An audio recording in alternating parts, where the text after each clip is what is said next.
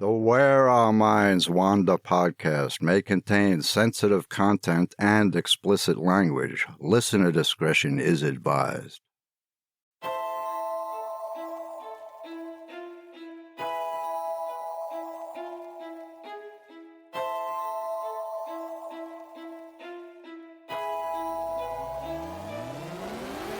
Greetings, fellow wanderers, to the places our minds wander.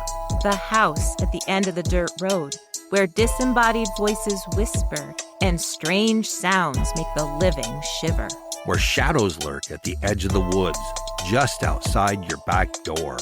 And mysterious lights speed beyond reason across the clear night sky. Odd events throughout time that lead you down the rabbit hole. I'm Wes. And I'm Beth. And this is Where Our Minds Wander. Hello and welcome to Where Our Minds Wander, all you fellow wanderers. Thank you for joining us. Yes, hello everybody.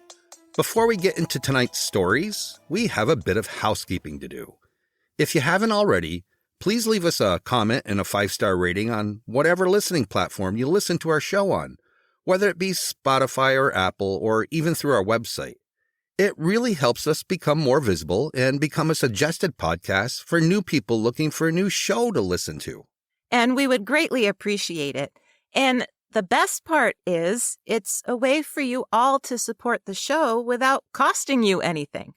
And like we've said before, do it for all your favorite podcasts. It's a great way to show your support. So that's it for the housekeeping. So Beth, why don't you tell all our listeners where your mind wandered for this week's episode? Well, I've mentioned several times before on the show that I spent most of my childhood terrified by the idea of ghosts. But what I haven't shared before was that I was so terrified by ghosts that one time when I was 9 years old, I made my parents leave a movie theater because of one. I would have just told you to put your hands over your eyes. I think I did. I looked through my fingers, but it didn't matter. So going to the movies was a pretty big deal to me. I loved it, and I still do. But I was excited that we were seeing a comedy starring Bill Murray, Harold Ramis, and Dan Aykroyd. Despite the fact that it was called Ghostbusters, my parents assured me that it would be funny and not scary at all. Well, I made it to the library scene. And as the cards flew out of the card catalog and the apparition of the little old lady librarian, Bill Murray, I could feel my anxiety rise. But when she turned into that screaming skeleton, holy shit, I full out hyperventilated. I freaked out so bad that we had to actually leave the theater. Oh, you missed the Stay Puft Marshmallow Man. I did that time for sure. There was no way I was staying in that seat. So the movie theater attendant, thankfully, was very kind, and he let us go into Romancing the Stone, which I think had only been playing for about 10 minutes when we went in. So that was my first encounter with a scary movie. And yes, I do get the irony that it's not a scary movie, but it was definitely scary to little old me.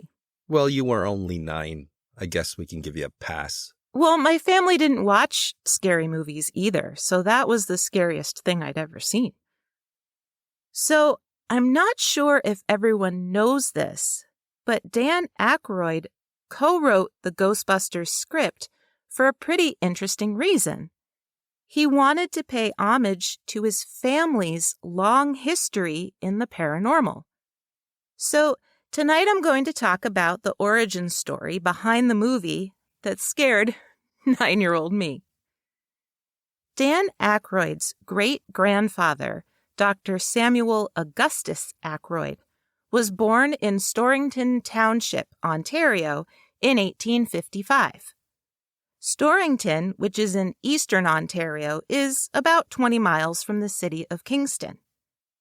Samuel became a teacher and was employed at the one-room schoolhouse on Amherst Island in Lake Ontario. He met and married Ellen Welp, and the couple had 2 children, Lillian and Maurice. But teaching didn't pay very well, and at the age of 34, he quit his teaching job and enrolled at the University of Toronto's School of Dentistry of the Royal College of Dental Surgeons. He graduated in 1891 and a year later opened his dental practice in Kingston.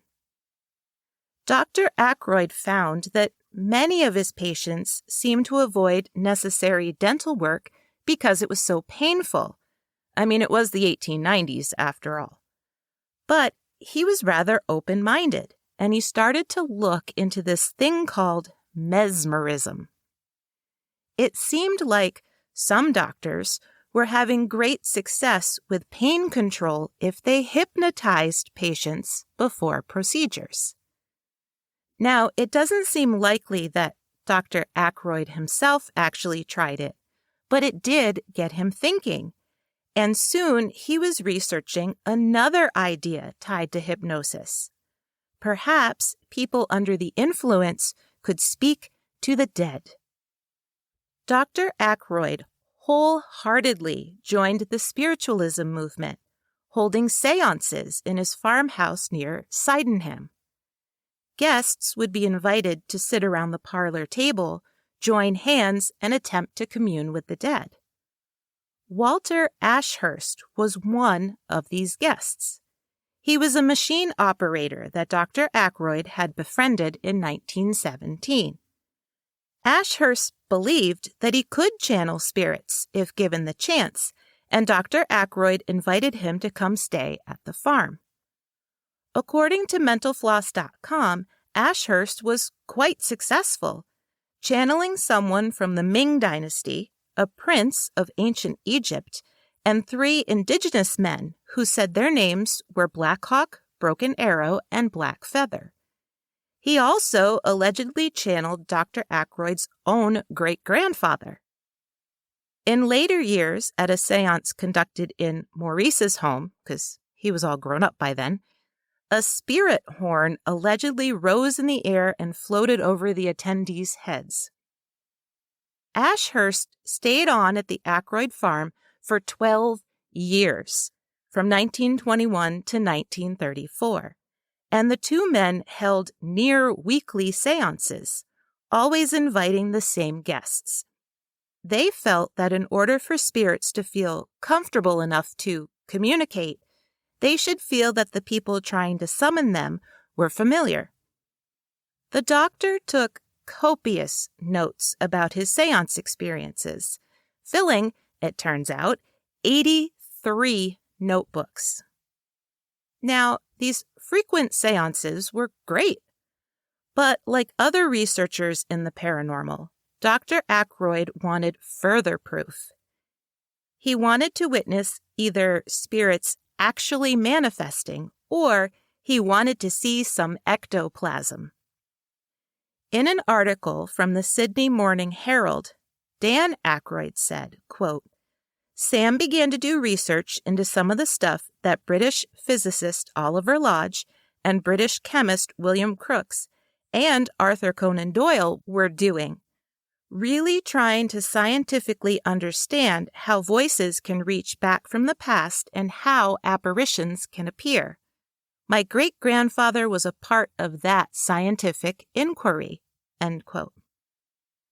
And Dr. Aykroyd built ties all throughout the spiritualist community, even traveling to Lilydale, New York, to witness psychic phenomenon for himself.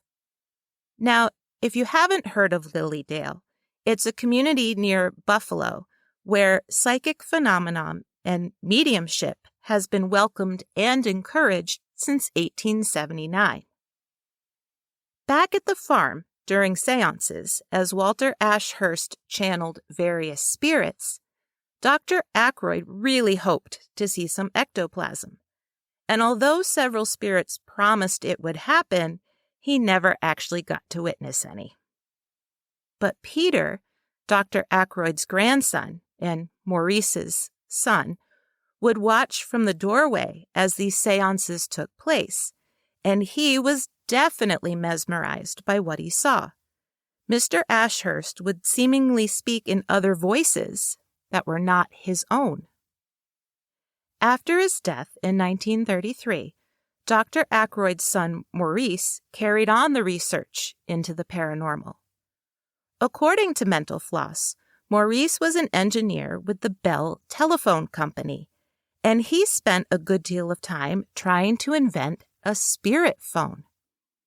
His version sounds more like a Frank's box than a telephone, where radio frequencies are used to pick up spirits' voices.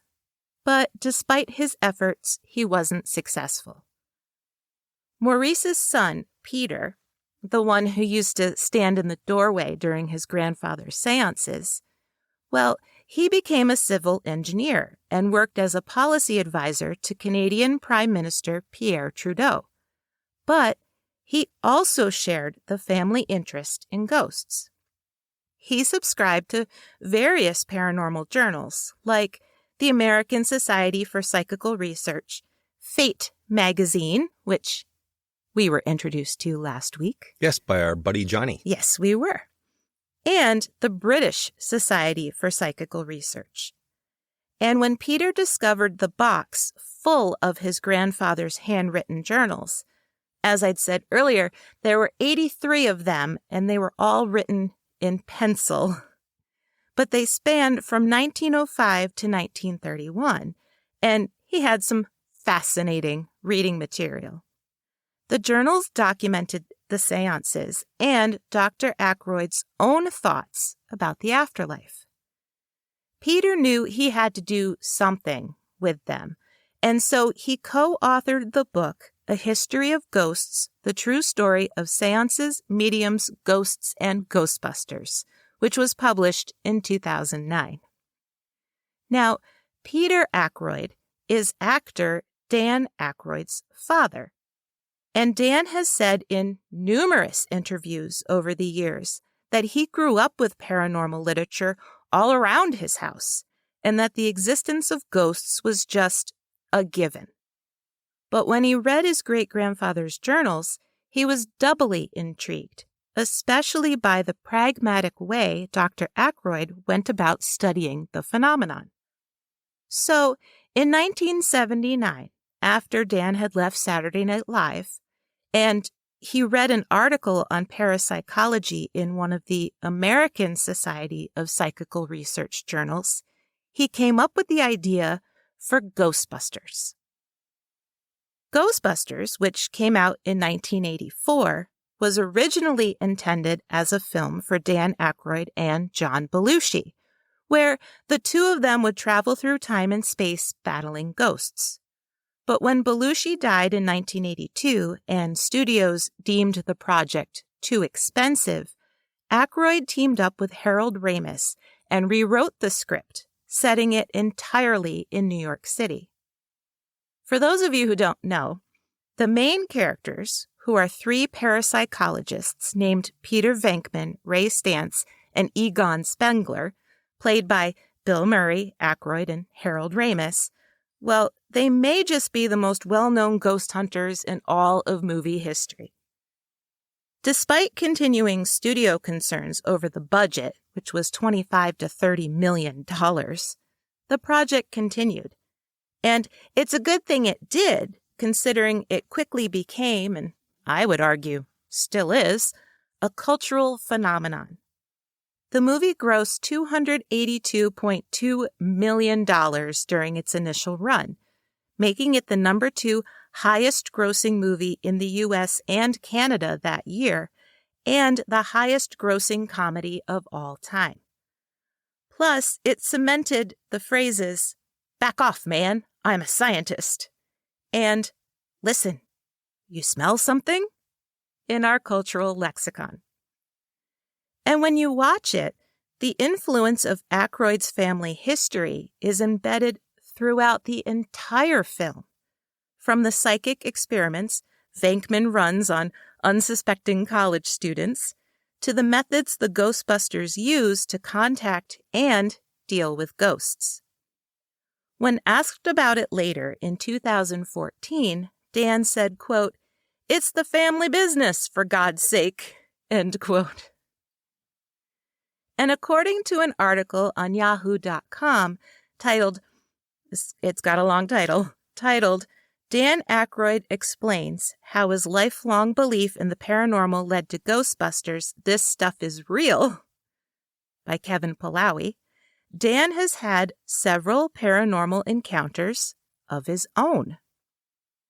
While in bed one night, Dan and his wife heard some of the jewelry that she had left on the bedside table begin to move. The two bracelets began moving in a circular motion, in a way he described as a little mini cyclone. Then, at one point, the family lived in a home formerly owned by Cass Elliot of the Mamas and the Papas.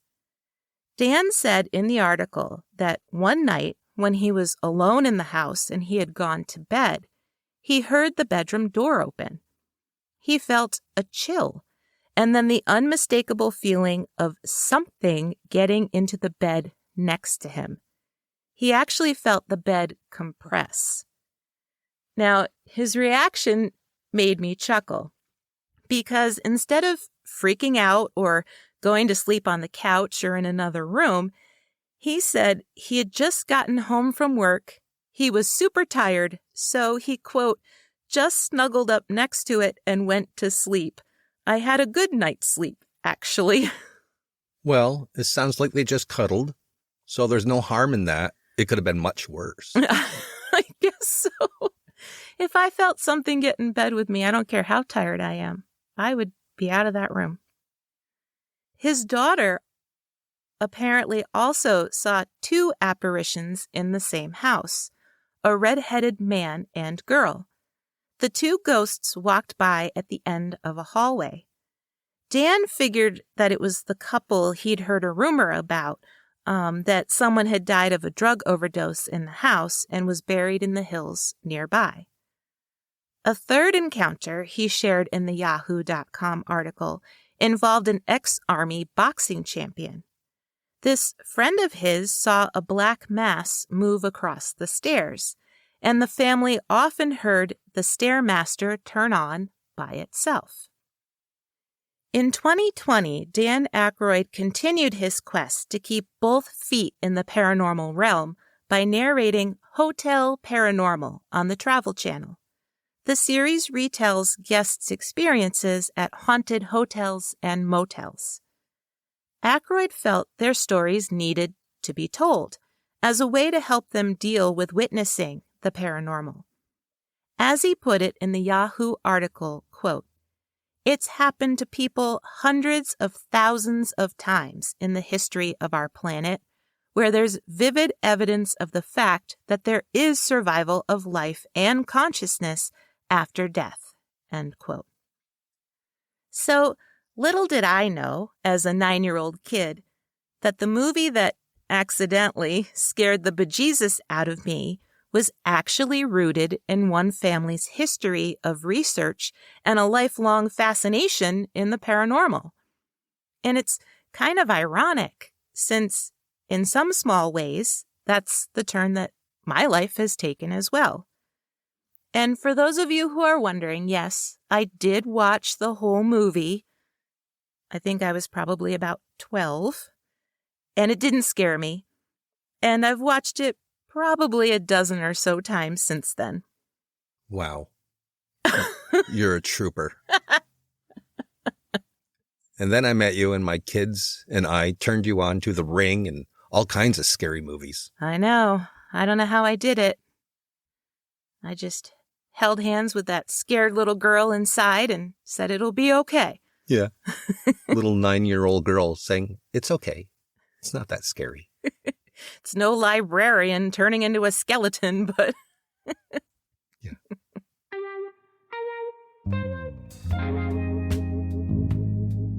Hey, did you know? If Valentine's Day isn't your thing, you could always celebrate Lupercalia. Celebrated in ancient Rome from February 13th to the 15th, priests called Luperci would sacrifice goats before prancing through the streets and slapping random women with slabs of raw goat meat. Why, you ask? Because it was supposed to promote fertility. Of course. Who'da thunk it?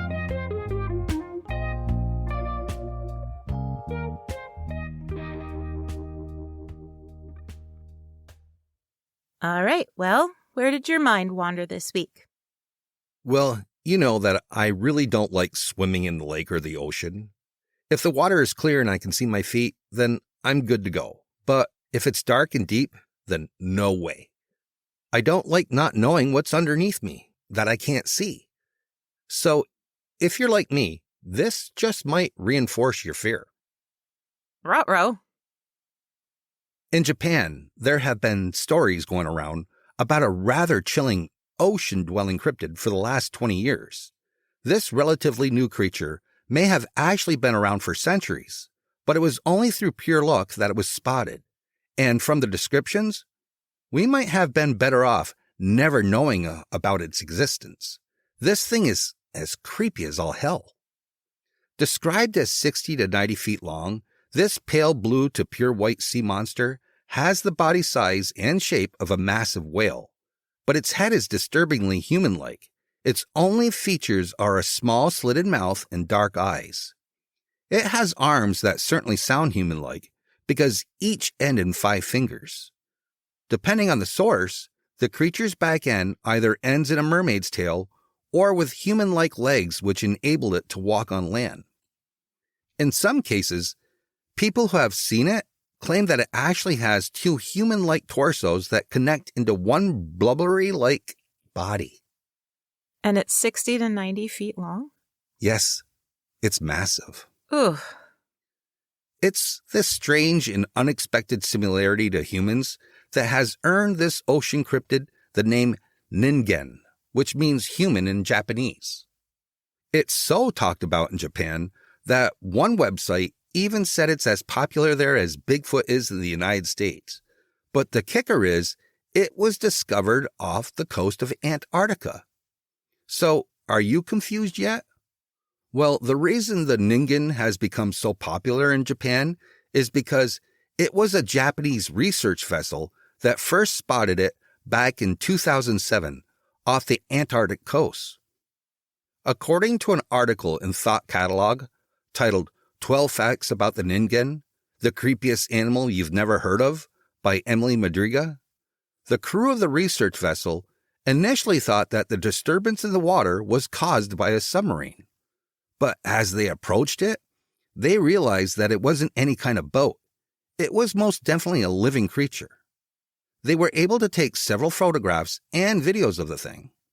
All of the reported details came from one of the crew members, who posted on social media about what they had seen.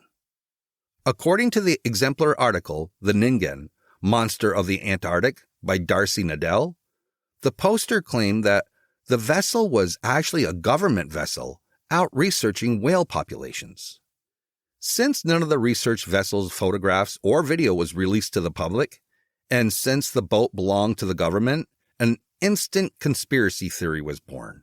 The Japanese government knew about the frightening creature, but they were covering it up. The Japanese paranormal magazine MU heard about it and published an article about the sightings in 2007. The article, which was entitled Antarctic Humans, included a Google Maps image of the Ningen off the coast of Namibia in southwestern Africa. In fact, despite the alleged government cover-up, fishing boats continued to spot the creature. The internet was flooded by various photos and videos from the Atlantic, Pacific, and Antarctic oceans. Some of these images even predated the 2007 online post by the government worker. Some of the photos are pretty compelling and will make you wonder, what in the hell is that? For example, there's a 2005 Google Earth image that clearly shows something massive and white in the Antarctic Ocean. Skeptics jumped all over it, saying it was merely part of an iceberg, but honestly, it doesn't look anything like an iceberg. It doesn't resemble a living creature either, but it does make you wonder what the heck it could be. Then in 2010, a Japanese chemical research company published a video on YouTube showing various ocean life that they had observed. Near the end of the video, the camera's lens lands on something lying on the ocean floor, a massive creature with a large slit-like mouth, grimacing in a threatening smile. Its tiny eyes are dark. Now, there are other photographs out there, but they are obviously fakes. There are also rumors going around about visits from the Men in Black. So, as these stories circulated around about the Men in Black visiting fishermen, people all over Japan began latching on to the government conspiracy theory, speculating on just what this whale-human cryptid could really be. Was it an alien? The Exemplar article states that people even speculated online that the Ningen was capable of producing some sort of rare chemical compound that had medicinal uses, or that the chemical compound was a type of deadly venom. Some even went as far as to say that the Japanese government hoped to weaponize the cryptid. They argued that the fake online photos were uploaded by the government, speculating that the Japanese government was purposely releasing fake photos in order to cast doubt on the real ones. The government wouldn't have anything to worry about if the people laughed it off as a hoax. Others pointed out that by ridiculing the sightings, people would feel societal pressure to deny having ever seen it, or they just wouldn't talk about it at all. So if either of these scenarios are true, then it didn't really work, because many people continued to believe in its existence, and it's still talked about today. Since the Ningen is most often spotted at night in the frigid waters off Antarctica, some people, according to a Gaia article, the Ningen Japanese mermaid or Arctic cryptid, have speculated that it has always existed beneath the ice.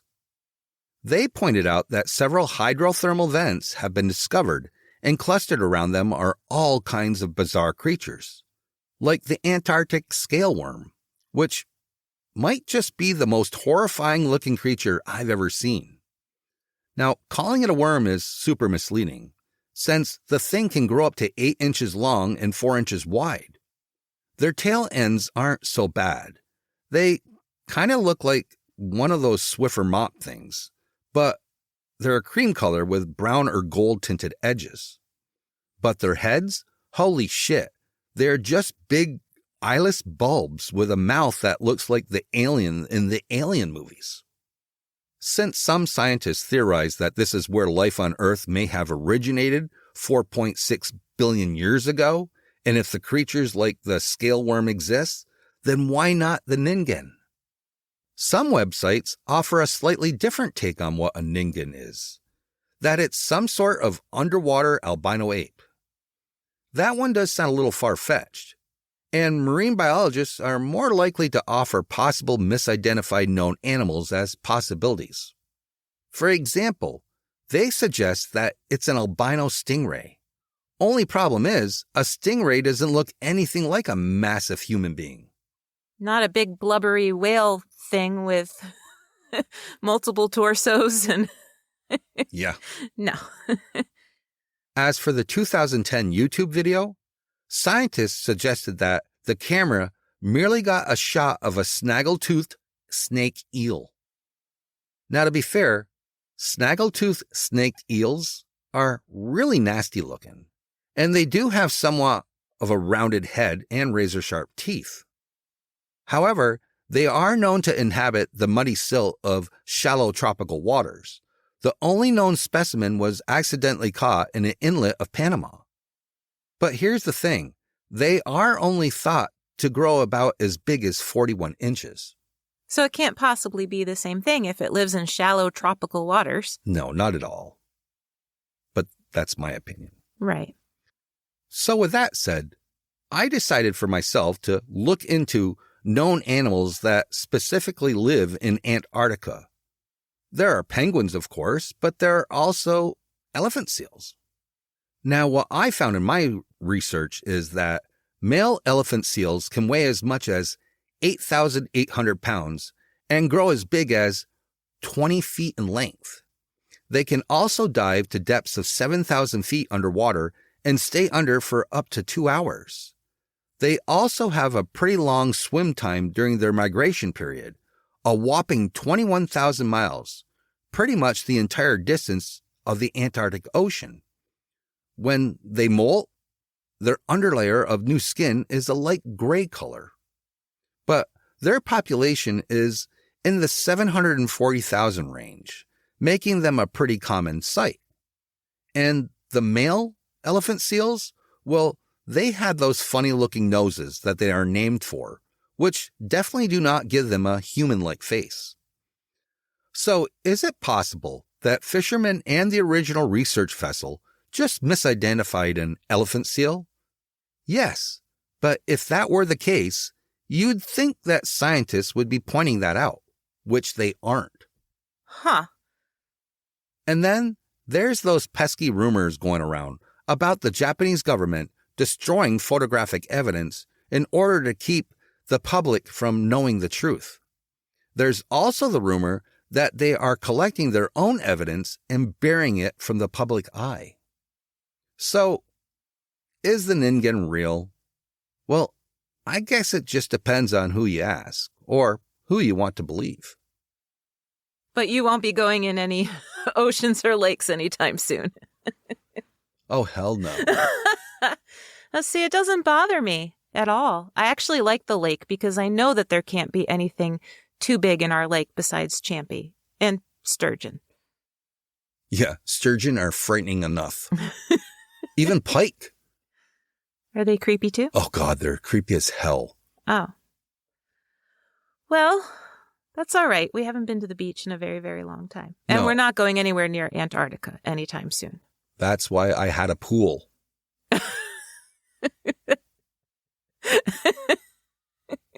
Nope. The only time you'll catch me in the water is on top of it. In a boat. Fishing. That's it. Gotcha. So, that about wraps it up for this episode. Yeah, as always, if you would like to know more about either topic, you can always check our sources in our show notes.